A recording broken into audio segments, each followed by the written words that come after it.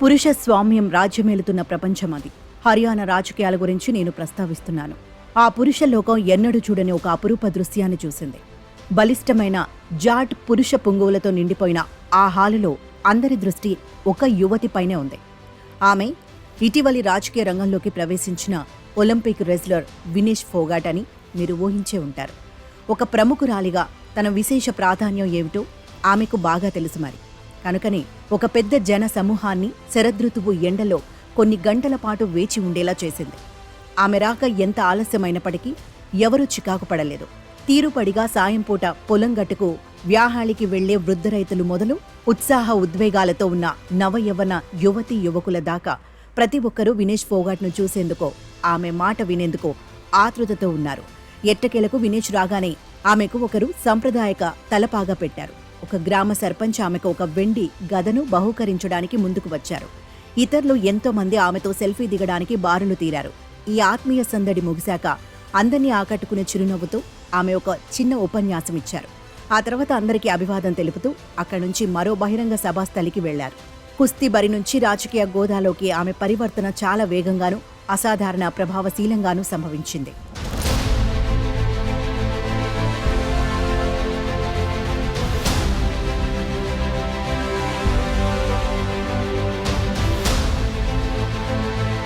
Paris ఒలింపిక్స్లో ఫైనల్స్కు చేరుకునే క్రమంలో వినేష్ ఫోగాట్ ప్రస్తుతం ఒలింపిక్ రెజ్లింగ్ ఛాంపియన్ యాయి సుసాకిని ఓడించి ఆ క్రీడాభిమానులందరినీ అప్రతిభులను చేశారు. నిబంధనలకు విరుద్ధంగా స్వల్ప స్థాయిలో ఎక్కువ బరువుగా ఉన్న కారణంగా తుది పోటీల్లో పాల్గొనడానికి ఆమె అనర్హులయ్యారు. పారిస్ దేదీప్య కాంతులకు హర్యానా జింద్ జిల్లాలోని గోధుమ క్షేత్రాలు, ఆవాల పొలాలు చాలా చాలా దూరం. అయితేనేమి ఫోగాట్ ప్రస్తుతం తలమునకలే ఉన్న పోటీ పారిస్ పోటీ మాదిరిగానే అత్యంత కష్టమైనది. ఈ తాజా పోటీలో గెలిచేందుకు ఆవశ్యకమైన సామర్థ్యాలు, నైపుణ్యాలు అంతకంటే తక్కువేమీ కాదు. హర్యానా ఝలనా శాసనసభ నియోజకవర్గంలో కాంగ్రెస్ పతాకం 15 ఏళ్ల క్రితం అవనతమైంది. అక్కడ దాన్ని మళ్లీ ఎగురవేయడం ఇంతవరకు కాంగ్రెస్ శ్రేణులకు సాధ్యం కాలేదు. వినేష్ ఇప్పుడు ఆ నియోజకవర్గం నుంచే పోటీ చేస్తున్నారు. నిజానికి ఒక ప్రధాన స్రవంతి పార్టీ తరపున ఏ మహిళ కూడా ఆ నియోజకవర్గం నుంచి ఇప్పటిదాకా పోటీ చేయనేలేదు.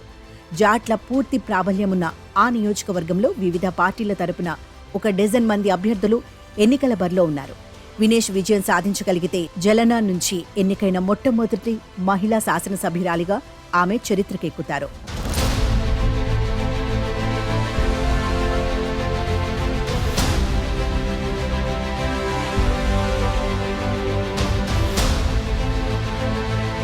రాజకీయ రంగంలోకి ప్రవేశించినందుకు వినేష్ ఫోగాట్ తీసుకున్న నిర్ణయం కాంగ్రెస్ శ్రేణులకు మరొక పిచ్చాపాటి అంశమైంది. ఇటీవలి సంవత్సరాలలో అన్య రంగాలలో ప్రసిద్ధులు, రాజకీయ క్షేత్రంలోకి రాదలుచుకున్నవారు దాదాపుగా అందరూ బీజేపీలో చేరడమే పరిపాటిగా ఉంది. గెలిచే పక్షాన ఉండడమే మానవ నైజం కదా. గత 10 సంవత్సరాలుగా హర్యానాలోనూ విశాల భారతదేశంలోనూ బీజేపీ బాగా బలోపేతమైన రాజకీయ పక్షంగా ఉన్నదన్న వాస్తవం విస్మరించలేనిది. వినేష్ ఫోగాట్ ఆ సెలబ్రిటీలకు భిన్నంగా కాంగ్రెస్లో చేరారు. బీజేపీ ఎంపీ బ్రిజ్భూషణ్ శరణ్ సింగ్కు వ్యతిరేకంగా ఒలింపిక్ రిజర్లు వీధికెక్కి తీవ్ర పోరాటం చేశారు. మహిళా రెజ్లర్లను ఆ బీజేపీ నేత లైంగిక వేధింపులకు గురి చేశాడన్నది వారి ఆరోపణ. అధికారంలో ఉన్న శక్తివంతమైన ప్రభుత్వాన్ని ఒలింపిక్ రెజ్లర్లు సవాల్ చేసినట్టయింది. రెజ్లర్ల పోరుకు ప్రజల నుంచి మద్దతు లభించింది. ఒక నిరంకుశ ప్రభుత్వాన్ని ధిక్కరిస్తున్న యోధురాలిగా వినేష్ ఫోగాట్ ప్రజల దృష్టికెక్కారు. హర్యానా సామాజిక పరిస్థితుల నేపథ్యం నుంచి చూసినప్పుడు ఆమె నిజంగా ఒక నవధీర, సందేహం లేదు. హర్యానాలో 10 ఏళ్లుగా అధికారంలో ఉన్న బీజేపీ ప్రస్తుత అసెంబ్లీ ఎన్నికల్లో ప్రజా వ్యతిరేకతను ఎదుర్కొంటోంది. హర్యానా ఓటర్లు మార్పును కోరుకుంటున్నారు. వారి మనోభావాలకు ప్రాతినిధ్యం వహించగల ఒక జన సమ్మోహన నేత అవసరం ఉంది. 2024లో కాంగ్రెస్ శ్రేణులో తమకు అధికార ప్రాభవాన్ని కలిగించగల శక్తిని 30 ఏళ్ల ఒలింపియన్ మల్ల యోధురాలలో కనుగొన్నాయి.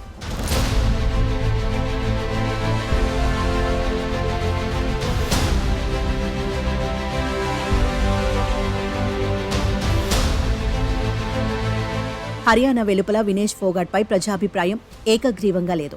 బీజేపీ సామాజిక మాధ్యమ సేనలు ఆమెపై నిత్యం తీవ్ర విమర్శలు గుప్పిస్తున్నాయి. రెజ్లింగ్ క్రీడ పట్ల ఆమె నిబద్ధతను ప్రశ్నిస్తున్నాయి. రాజకీయ జీవితానికి ఒక సోపానంగా బ్రిజ్భూషణ్ వ్యతిరేక నిరసనలను ఉపయోగించుకుంటోందని దుయ్యపడుతున్నాయి. పారిస్ ఒలింపిక్స్లో తుది పోటీలో పాల్గొనడానికి అనర్హురాలు అవడాన్ని కూడా ప్రశ్నిస్తున్నాయి. నిబంధనలు నిర్దేశించిన బరువు మాత్రమే ఉండేలా ఆమె ఎందుకు జాగ్రత్త పడలేదని ప్రశ్నిస్తున్నాయి. తన వైఫల్యానికి ఇతరులను కారకులను చేయడమేమిటని నిలదీస్తున్నాయి. అయితే వినేష్ నిజంగా తన నియంత్రణలో లేని పరిస్థితులకు బాధితురాలు అని విమర్శించడం కాకుండా సహానుభూతి చూపించవలసిన అవసరం ఉన్నదని ఆమెను సమర్థిస్తున్న వారు చాలా మంది ఉన్నారు.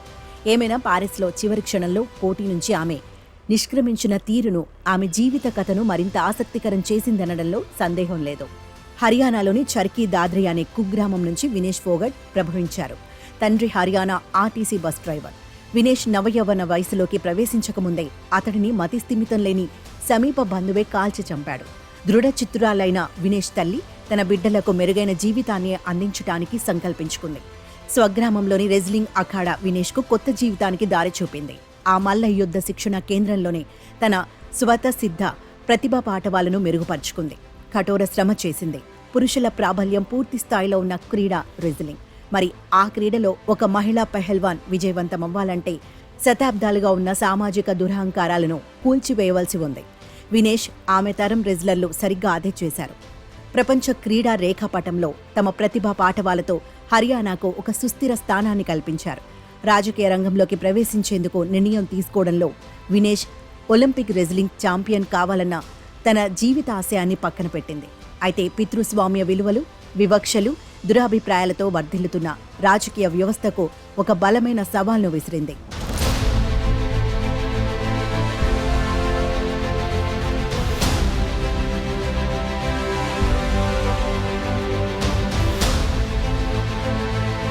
హర్యానా రాజకీయాలలో రాజకీయ అధికార క్రమాలు, కుటుంబాల ప్రాబల్యాలు బాగా పాతుకుపోయి ఉన్నాయి. నిజానికి ఇవే పరిస్థితులు దేశమంతటా ఉన్నాయి. కనుకే నేడు మన దేశంలో ఒకే ఒక్క మహిళా ముఖ్యమంత్రి మాత్రమే ఉన్నారు. అయితే మహిళల పట్ల రాజకీయ వివక్షలు బహుశా హర్యానాలో మరింత ప్రగాఢంగా వేళ్లూనుకొని ఉన్నాయని చెప్పక తప్పదు. 1966లో ఆవిర్భవించిన హర్యానాలో ఇప్పటి వరకు కేవలం 87 మంది మహిళలు మాత్రమే రాష్ట్ర శాసనసభకు ఎన్నికయ్యారు. తమ సామాజిక హోదాలోనూ రాజకీయ స్థాయిలోనూ హర్యానా మహిళలు పురుషుల కంటే చాలా వెనుకబడి ఉన్నారు. కేవలం గృహిణులుగా తక్కువ స్థాయికి చెందినవారుగా ఉండేందుకు అంగీకరించక తప్పని దైన్య స్థితికి వారు నెట్టివేయబడ్డారు. ఈ నేపథ్యంలో రాజకీయాలలో వినేష్ ఫోగట్ ప్రవేశం ఒక ఆశాభావాన్ని కలిగిస్తోంది. హర్యానా సమాజంలో మార్పు పవనాలు వీస్తున్నాయన్న భావన అంకురిస్తోంది. వినేష్కు లభిస్తున్న ప్రజాదరణ ఆధారంగా తన విజయ అవకాశాలను మెరుగుపరుచుకునేందుకు కాంగ్రెస్ ప్రయత్నిస్తోంది. అయితే వినేష్ ప్రభావశీలత పార్టీ రాజకీయాల సంకుచిత పరిధులను అధిగమించింది. ఇటీవలి సంవత్సరాలలో రాజకీయ వ్యక్తుల కంటే క్రీడా యోధులే హర్యానాకు గర్వకారణంగా బాసిల్లుతున్నారు. మూర్తిభవించిన ఆత్మవిశ్వాసంగా కనిపించే మను బాకరేనే చూడండి. పారిస్లో 2 ఒలింపిక్ పతకాలను గెలుచుకున్న ఈ షూటర్ నిత్యం ఏదో ఒక మీడియా కార్యక్రమంలో బిజీగా ఉంటున్నారు. తరం మార్పు నెమ్మదిగానే అయినప్పటికీ ప్రగతిశీలంగా సంభవిస్తోంది. సంప్రదాయ రీతి రివాజులు సడలిపోతున్నాయి. జలనా నుంచి ప్రప్రథమ మహిళా ఎమ్మెల్యేగా వినేష్ ఎన్నికైన పక్షంలో సంప్రదాయ అవరోధాలను అధిగమించేందుకు అది ఎంతో మందికి స్ఫూర్తిదాయకమవుతుంది. భావితరాలకు తమను తాము ఆదర్శంగా తీర్చిదిద్దుకునేలా ఈ తరం యువతులను వినేష్ విజయం పురికొల్పుతుందనడంలో సందేహం లేదు. ఒలింపిక్ రెజ్లింగ్ ఛాంపియన్ పతకాన్ని గెలుచుకోలేకపోయినప్పటికీ అసంఖ్యాక హర్యానీల ఆదరాభిమానాలను వినేష్ గెలుచుకున్నారు. ఆమె వారి హృదయంలో ఒక సుస్థిర స్థానాన్ని సమపార్జించుకున్నారు. ఆ ఆధారాభిమానాలే వినేష్కు ఎప్పటికీ ఒక పెద్ద వరం. ఆమె ఉజ్వల భవిష్యత్తుకు అవి తిరుగులేని అభయం.